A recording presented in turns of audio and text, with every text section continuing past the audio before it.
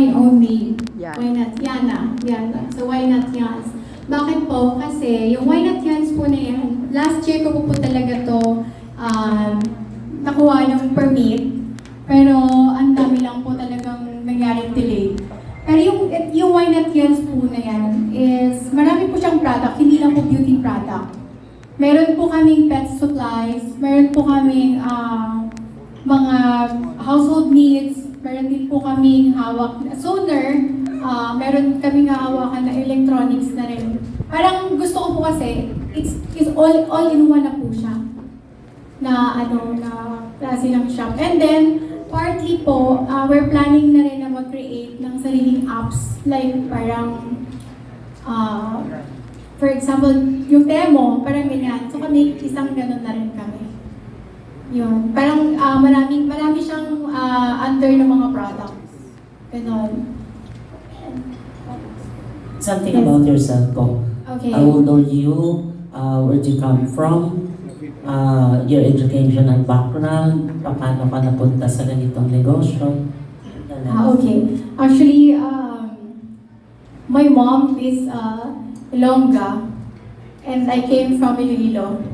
And pumunta po ako dito sa Maynila para mag-aral sa college. And then after po niyan, nakapag-work ako sa company pero hindi po siya ganun katagal dahil parang nakakabit po kasi sa akin yung inggit. So na-push ako na magnegosyo talaga.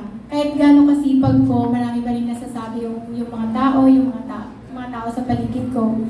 So, napilitan ako mag-work. Ang unang business ko po talaga, mga damit. Tapos, ang ginawa ko po sa mga damit na yon, nag-angkat ako from Bangladesh. Tapos, nakukuha ko lang yung isang damit ng 45 pesos. Ibibenta ko ng 180, 200. Tapos, parang wala po akong rent. Yung mga palengke po, for example, sa Marikina Wet Market, meron po silang mga pwesto. Ang ginawa ko, binabagsakan ko sila. Tapos sasabihin ko, ito yung price ko, patungan nyo na lang. So every Friday, nagko-collection ako. Tapos dun po, nagdoble na po actually nagsimula lang po talaga ako, 60,000 na puhunan. Ito po sa wine. Sa wine. Actually, ito po. After po nito, next na ko po is nagbigasan po ako. Yun po yung next na Anong year po ito, Miss Yana? This was 2015, nag-start. Noong time kasi na po yun, I'm still young at that time. Like, siguro 18 years old. So, hindi po ako engineer. Actually, meron akong mga pictures na hindi lang namin nasama sa slide. Hindi ako engineer, pero nilagay ako ng boss ko. Hindi ko alam, pero nakikitaan talaga nila ako ng pagiging aggressive. Hindi ako engineer, pero nilagay nila ako as project engineer.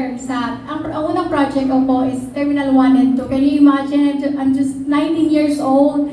Umaakyat ako sa bubong, tapos ang init-init doon. Tapos bukod pa po noon, sinasabay ko po din yung accountancy kasi ang plan ko talaga is matutunan ko yung pasikot-sikot ng accounting dahil gusto ko po talaga magnegosyo. Sa accounting po ang course ninyo sa college? Yes, graduate po ako ng culinary and then tapos din po ako ng accountancy. Pero hindi po ako nakapag-take na ng board. Kasi at that time po, parang sunod-sunod na po siya eh. Minsan po, nagkaroon po ako ng rejection talaga. Actually, pang MMK yung buhay ko. Kasi, nung time na yon, ginawa po nung boss, marunong kasi ako magbasa ng plano, yung mga title block, marunong ako mag-estimate. So from there, ginawa akong supervisor, tapos ginawa akong project engineer sa project na Terminal 1 and 2. And Contractor po yung boss niyo? Yes, Izumo at that time. Wala pong flood control. Charot lang. Wala. Tapos after po nun, parang nakitaan ako yung company ko mismo, Norwich Trading siya actually. Under lang kami subcon kami ni Izumo. Kasagsagan, di ba nagkaroon ng issues si Izumo at that time? Project namin yung Terminal 1 and 2. Tapos nakitaan ako ng boss ko ng, how they call that? Yung potential sa marketing. Alam niyo po, nung time na yun, nag-aaral po ako ng accountancy. Meron po akong subject na marketing. Pinahuli ko po siya na subject. Tapos, alam niyo po, nung wala na akong choice kasi nako-corner na ako, yung marketing pa na subject na pinahuli ko, kaya ko palang i-explain yung buong libro. Kasi doon ko po natutunan na ang dali lang pala ng word, basta well-experienced ka, mabilis mo siyang ma-explain sa tao. Yun. And then, after po nun, siyempre nagtatrabaho lang po ako, nagsusupport din po ako ng pag-aaral. Nag-aaral ako sa gabi. Tapos,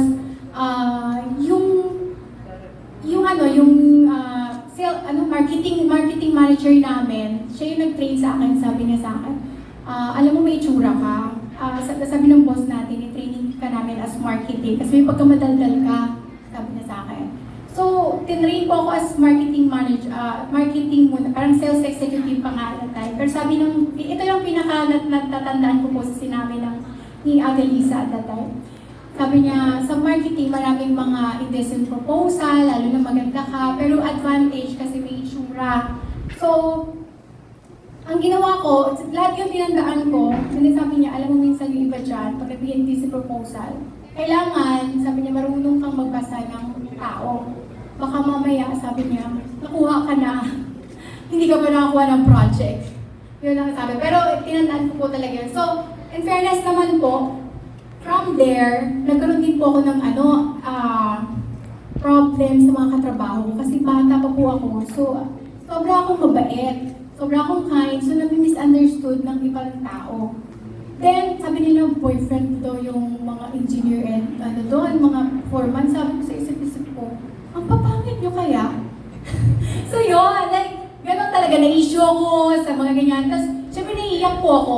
Pero meron po ako isang picture sa Facebook na nag-picture ako, nag-inom ako ng tubig doon eh. Kasi sabi ko, parang nararamdaman kong mawawala ako dito sa Norwich Trading as a project manager eh. Pero, sa ibang buhay ko, isang beses lang po ako na-interview. Isang beses lang ako na-interview as, how do you call that? Empleyado. Tapos na-pirate na po ako as yun na. Doon ko lang naintindihan na nung natatakot ako na baka mawala itong unang work ko kasi yun ang nasusustain sa pag-aaral ko. And then, yung pala, may pamalit pala si Lord na panibago. Naging general manager ako at the age of 19 years old. Pero 6 months lang ako nag-work dito sa waterproofing company.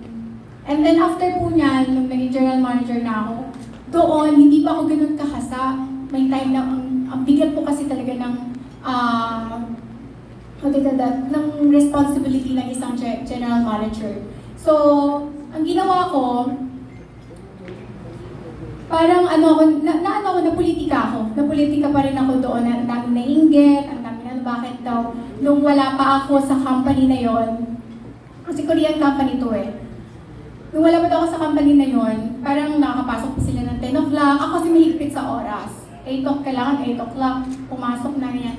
So, pinagkaisahan din po ako. Pero from there, ang dami ko pa rin pong natutunan na dapat pala kailangan maintindihan ko yung bawat emosyon din ng tao. Pero at that time kasi, ang naintindihan ko lang, kailangan yung output ng trabaho as general manager, mabigay ko sa boss ko. At doon, naaayon siya sa kung anong sweldo ko at that time. And then, nung time ko na yon, na politika ulit ako dahil yung vice president namin, kasi noon di ba pinirate nila ako doon sa kabila, pinalabas niya na engineer ako dito sa sa company. Tapos na-discover, mayroong isang painting company naman ito. May isang painting company na Pilipino yung may-ari. Tapos gusto nila, marami akong project na hinahawakan. Gusto nila silang hahawak. Tapos bibigyan na kami ng 3%. Tapos ay hindi ako pumayag. So nagkagulo-gulo na naman ulit yung nagkakagulo-gulo na naman ulit yung buhay ko. Kasi parang, sabi ko, bakit ganito? Ginagawa ko naman yung best ko, pero bakit naka-question pa rin ako? Sabi nila, ang bata pa niyan para maging general director, maging general manager. Dapat, tawag nito, palitan natin siya. Pero yung papalit, ibang company kasi. So yung anak din niya yung gusto niya pumalit doon sa tapos sila ang hahawak ng project ko. Eh yung project ko, kung nag-commission ako ng 10%, bawat part, for example, 5 million, 10% ako doon. Gusto nila sila na yung hahawak. So yung 10% ko, mababawasan na, hindi na ako pumayag. Tapos gusto nila, anak na niya, yung mamahala ng lahat ng project ko. Tapos hindi na ako pumayag. Nag-resign ako doon. And then, may naipon po ako na pera. At that time, hawak ko na po actually, marami akong hawak po eh. Palabox, Casas, DMCI, DATEM, alam niyo po yung mga mega company po yan. Lahat po, actually sa totoo lang, nung time po na yun na nandun na ako sa kanila, kaya ako pinay-rate. Na-training po talaga ako dun sa unang work ko as a marketing manager, at that time. Na-training ako sa sobrang bata na edad ko. Tapos, nung time na na-discover ko yung sarili ko, kaya ko palang mag-handle ng 5 project. Ang hawak ko po noon, 5 company, industrial, sunod yung safety equipment, yung mga fire extinguisher. Then pangalawa, yun, sa waterproofing, dinala ko na rin siya, painting. Tapos yung isa naman, construction. Ang ginagawa ko po niyan, pag nag-present po ako, ang kagandahan po lang po kasi talaga, ewan ko, sobrang magnet po talaga sa akin yung ano na pag nakita ako ng, hindi po ako kilala sa Yana, kilala po nila ako sa pangalan ng company ko at the time. So pag nag-attend ako ng event, tinatawag, andyan na si Miss Yana. Hindi ko lang, alam niyo po, hindi ko po talaga maintindihan. Pag umupo po ako sa lamesa na may event, hindi ko kailangan magtrabaho. Yung mga kaibigan ko sa paligid ko, sila mismo yung nagtatrabaho para sa akin. Which is may iya ako no lang. Pero hindi ko kailangan maghirap. Sila mismo yung lumalapit sa akin, puntahan mo to kasi may malaking project to. Ganito, ganyan. So doon na ako papasok. Ngayon, dahil lima yung hawak ko ng company. Noong time na yun, pag nagpe-present ako, isahang presentation. So kung alin doon yung lulobo, yun yung yun yung swerte ko. Marami akong hawak na company. Doon ko rin natutunan na mag-freelancer as a marketing.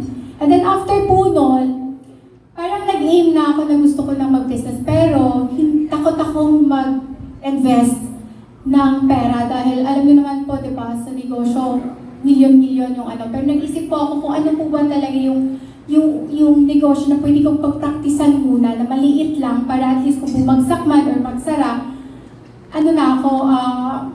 hindi ako ulit matatakot or matotrauma na magsimula ulit ng bago. So yung po na yun, nagsimula ako na mag-try ng damit, tas naging bigasan, kasi yun ang essential, diba? Sunod, yung pet supplies ko po, nagkaroon po ako ng 6 na branch niyan, pero yung iba nun, binigay ko na sa mga kapatid ko. Hindi wala po yan sa plano. Malaki kasi yung pwesto ko. Sabi ng mga ahente, gusto mo magbenta ng mga pet supplies? Tapos sabi ko, sige, actually, bigasan ako eh. Tapos sabi nila, lagyan ka namin dito. Nagsimula lang po siya sa pedigree. Kasunod, nakita na ng ibang mga agent, naglagay na sila. Nung araw kasi, consignment. So, hindi ko kailangan maglabas ng pera.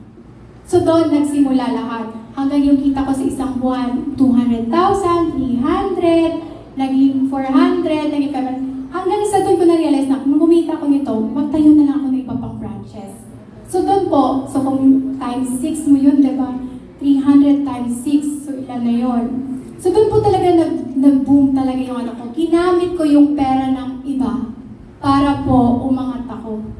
Yun po yung naging ano ko po talaga. And then next, nag-come up ako dito sa pet supplies. So sabi ko, gusto ko mag-create ng sarili ko ng product ng pet supplies.